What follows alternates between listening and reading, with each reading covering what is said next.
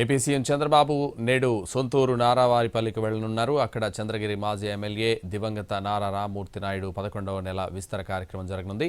దీనికి చంద్రబాబుతో పాటు మంత్రి లోకేష్, భువనేశ్వరి సహా నారా నందమూరి కుటుంబాలకు చెందిన వారు, ఇతర ప్రముఖులు హాజరు కానున్నారు. సీఎం ప్రయాణానికి సంబంధించి ఏర్పాట్లు పూర్తి చేశారు అధికారులు. టీడీపీ అభిమానులు, నేతలు, కార్యకర్తలు భారీగా హాజరయ్యే అవకాశం ఉండడంతో ఎలాంటి ఇబ్బంది లేకుండా ఏర్పాట్లు చేశారు.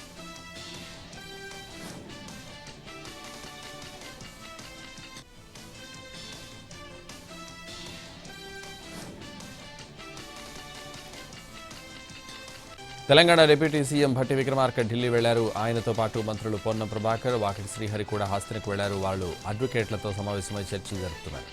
బీసీలకు 42% రిజర్వేషన్ల కేసుపై ఇవాళ సుప్రీంకోర్టులో విచారణ జరగనుంది. ఈ నేపథ్యంలో రాష్ట్ర ప్రభుత్వం తమ వాదనలు గట్టిగా వినిపించనుంది. సర్కారు తరపున వినిపించే వాదనలపై మంత్రుల బృందం, అడ్వకేట్లు చర్చిస్తున్నారు.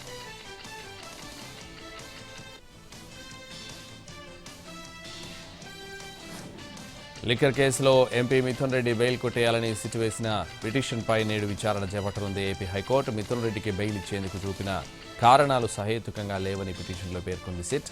మొదటిసారి బెయిల్ డిస్మిస్ చేసిన తర్వాత ఎలాంటి మార్పులు లేకపోయినా రెండోసారి బెయిల్ ఇచ్చారంది.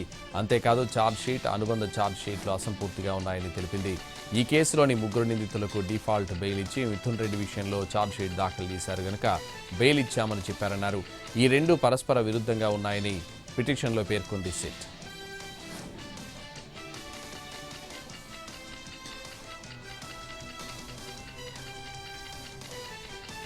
కల్తీ మద్యం అమ్మకాలపై వైసీపీ అధినేత జగన్ సీరియస్ అయ్యారు. మద్యానికి బ్రాండ్ అంబాసిడర్గా చంద్రబాబు మారారని విమర్శించారు. అన్నమయ్య జిల్లాలో టీడీపీ ఇన్ఛార్జ్ కనసన్నల్లోనే కల్తీ మద్యం తయారవుతోందన్నారు. అసలు నిందితులను తప్పిస్తూ తూతుమంత్రంగా కేసు పెట్టారని ఫైర్ అయ్యారు జగన్. నేరాన్ని విదేశాల్లో ఉన్న మరో వ్యక్తి మీదకు తోసేసే ప్రయత్నం చేస్తున్నారని పేర్కొన్నారు. సూత్రధారులను కాపాడేందుకు రాత్రికి రాత్రే కేసు మార్చారని మండిపడ్డారు.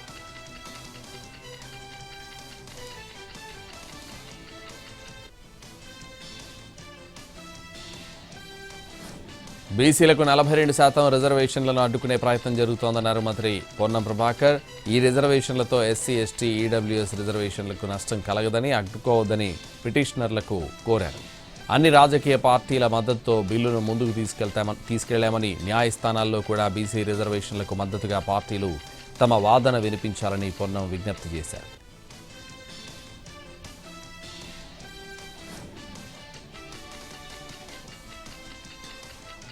నకిలీ లిక్కర్ వ్యవహారంలో సీఎం చంద్రబాబును విమర్శిస్తూ ఎక్స్లో పోస్ట్ చేసిన వైఎస్ జగన్పై టీడీపీ ఎమ్మెల్యే సోమిరెడ్డి చంద్రమోహన్ రెడ్డి మండిపడ్డారు. అన్నమయ్య జిల్లాలో ఎక్సైజ్ పోలీసులు దాడి చేసి కేసు నమోదు చేస్తే ప్రభుత్వాన్ని అభినందించకుండా నిందలు వేస్తారా అని ప్రశ్నించారు. వైసీపీ హయాంలో కల్తీ మద్యంలో హోల్సేల్ వ్యాపారం చేసింది జగనేనని ఆరోపించారు సోమిరెడ్డి. అప్పట్లో ప్రభుత్వ డిపోల ద్వారా కల్తీ మద్యం విక్రయాలు జరిపారని పేర్కొన్నారు.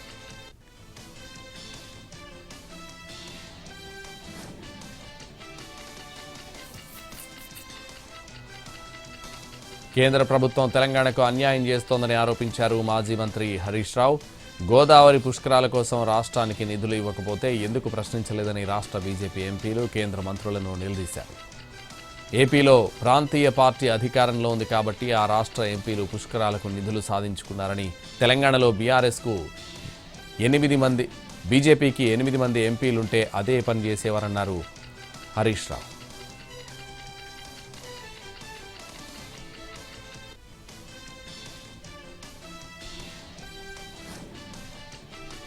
జూబ్లీహిల్స్ ఉప ఎన్నికతో పాటు స్థానిక సంస్థల ఎన్నికల అంశంపై బీజేపీ ఫోకస్ పెట్టింది. 2 గంటల పాటు జరిగిన పదాధికారుల సమావేశంలో గ్రామ స్థాయిలో ప్రజలకు దగ్గరవడానికి ఎలాంటి వ్యూహాలు చేపట్టాలనే అంశంపై చర్చించారు.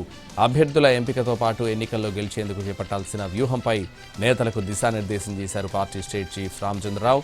కేంద్రంలో మోడీ ప్రభుత్వం వచ్చిన తర్వాతే తెలంగాణలోని గ్రామీణ ప్రాంతాల్లో అభివృద్ధి జరిగిందన్నారు రామచంద్రరావు.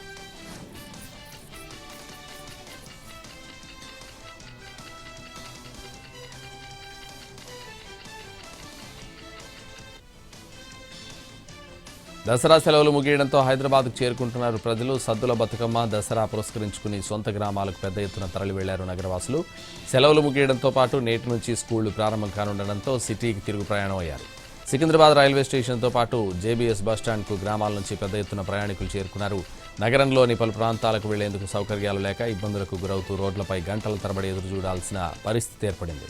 జేబీఎస్ బస్టాండ్ పరిసర ప్రాంతాలు ప్రయాణికులతో కిక్కిరిసిపోయాయి.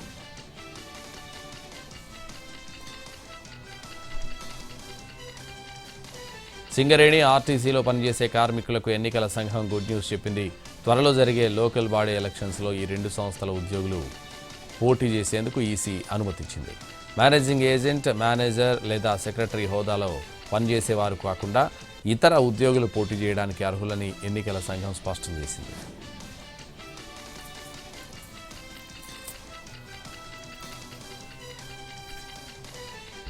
రెస్టారెంట్ ఫుడ్ తిన పాపానికి ఓ కుటుంబం మొత్తం ఆసుపత్రి పాలైంది. ఈ ఘటన హైదరాబాద్ టోలీ చౌకీలో చోటు చేసుకుంది. అక్కడి ఎంఎన్ రెస్టారెంట్లో ఫుడ్ తిన్న ఒక ఫ్యామిలీ మొత్తం ఆసుపత్రి పాలయ్యారు. 8 మంది విరేచనాలు, కడుపు నొప్పితో బాధపడ్డారు. ఆ రెస్టారెంట్పై బాధితులు టోలీ చౌకీ పోలీస్ స్టేషన్లో ఫిర్యాదు చేశారు.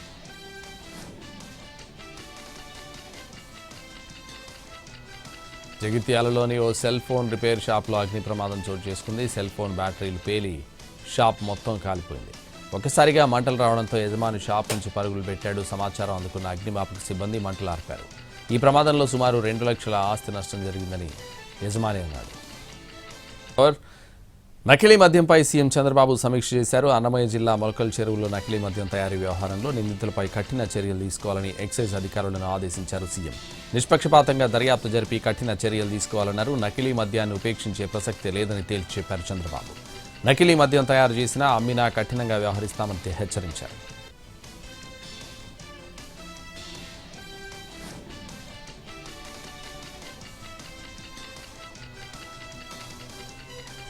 పార్వతీపురం మన్యం జిల్లా కురుపాం గురుకుల విద్యార్థినుల్లో పచ్చకామర్ల వ్యాప్తిపై డిప్యూటీ సీఎం పవన్ కళ్యాణ్ ఆరా తీశారు. జిల్లా అధికారులు, వైద్యులను అడిగి స్థానిక పరిస్థితులను తెలుసుకున్నారు. విద్యార్థుల అనారోగ్యానికి గురైన విషయం తనను బాధించిందని ఓ ప్రకటనలో తెలిపారు. 2 బాలికల మృతిపై పవన్ విచారం వ్యక్తం చేశారు. మృతుల కుటుంబాలకు ప్రగాఢ సానుభూతి తెలిపారు. అనారోగ్యంతో బాధపడుతున్న విద్యార్థినులకు మెరుగైన చికిత్స అందించే బాధ్యతను ప్రభుత్వం తీసుకుంటుందన్నారు.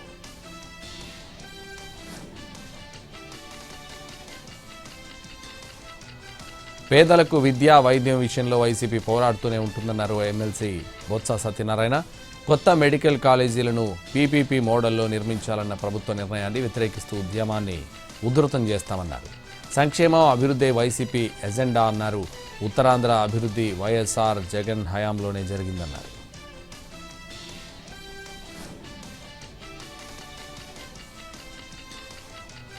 నకిలీ మద్యం కేసులో ఆరోపణలు రావడంతో అన్నమయ్య జిల్లా తంబళ్లపల్లె టీడీపీ ఇన్ఛార్జ్ జయచంద్రారెడ్డిపై వేటుపడింది. అతన్ని పార్టీ అధిష్టానం సస్పెండ్ చేసింది. దీంతో మాజీ ఎమ్మెల్యే శంకర్ వర్గీయులు సంబరాలు చేసుకున్నారు.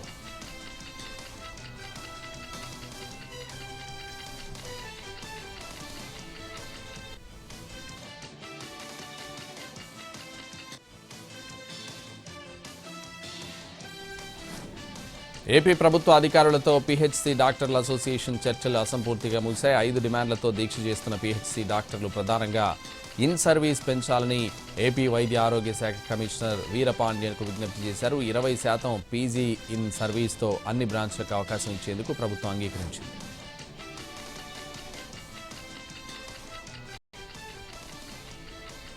ఎన్టీఆర్ జిల్లా మొలకల్ చెరువు నకిలీ మద్యం కేసులో ఇబ్రహీంపట్నంకు చెందిన అద్దేపల్లి జనార్దన్పై కేసు నమోదైంది. అతడి ఆధ్వర్యంలోనే ఏఎన్ఆర్ బార్ నిర్వహిస్తున్నట్లు పోలీసులు గుర్తించారు. ఆ బార్లోని స్టాక్ను పరిశీలించిన తర్వాత సీజ్ చేశారు. అద్దేపల్లి జనార్దన్ ప్రస్తుతం పరారీలో ఉన్నాడు.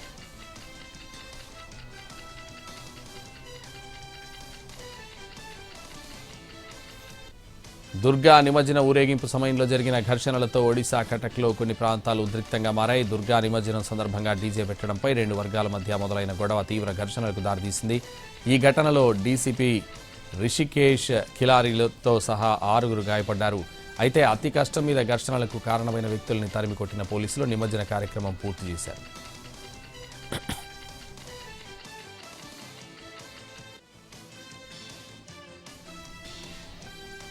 మధ్యప్రదేశ్లోని చింద్వారాలో దగ్గుమందు తీసుకుని 13 మంది చిన్నారులు ప్రాణాలు కోల్పోయారు. ఈ కేసులో దర్యాప్తు చేస్తున్న పోలీసులు ఆ దగ్గుమందు సూచించిన డాక్టర్ ప్రవీణ్ సోనీని అరెస్ట్ చేశారు. చనిపోయిన చిన్నారుల్లో చాలా మందికి ఈయనే దగ్గుమందును సూచించినట్లు దర్యాప్తులో తేలిందన్నారు పోలీసులు.